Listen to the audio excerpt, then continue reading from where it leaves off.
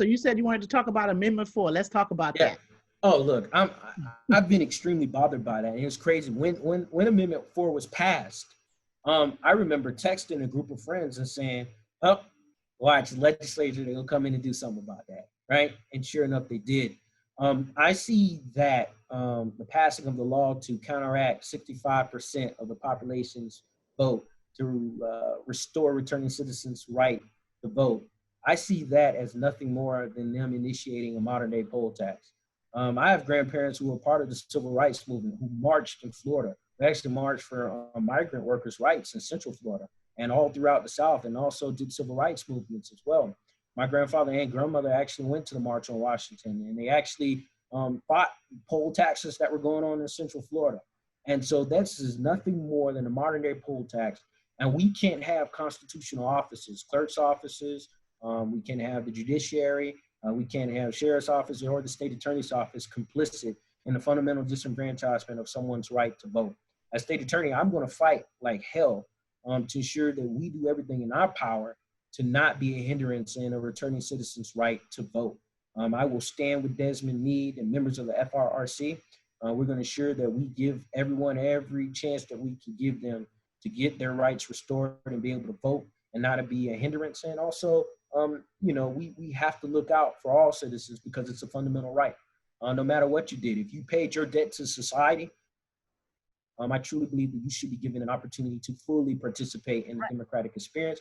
And it actually helps. It helps in the rehabilitation because when you get out, you then feel like, okay, I'm a full member. I've been reintegrated into society. I can turn my life around, and that's now been put behind me, and I can be treated like a regular human being. And I think that's the goal of that.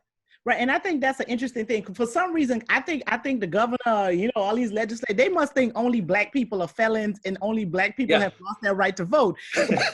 And Desmond Meade is like the face of this, but he had someone, there was another white guy that had like a financial crime thing that lost his right to vote that was also part of this, who's a Republican. He's a Republican, right. Whole thing. Right. So I'm like, I was like, y'all must think only Black people are felons. It's so easy to be a felon. You become a felon with your third driver's license suspended. I was offered to work in Ocala, Florida when I got out of law school, and I found out that they sentence people to a year in the county jail for driver's license suspended. Yeah. I'm like, are you people crazy? I can't work here. So people become felons throughout this state for like the wildest things, right? $300 is a grand theft charge. You take somebody's phone, you're like a convicted felon for stealing an iPhone, right? So I think the people that are doing this, for some reason, they think it's only Black people that's out here with felony records. And I'm here to tell them that that is not the case. That is not the case. It does probably more affect like poor people, and maybe they're in denial that they're poor white people, they're poor Hispanic people, all kind of poor people out here. But they really need to reconsider what it is that they're doing because they're screwing a whole bunch of Republicans too, right? Right. They could have a lot of people on their voting rolls, but they're not.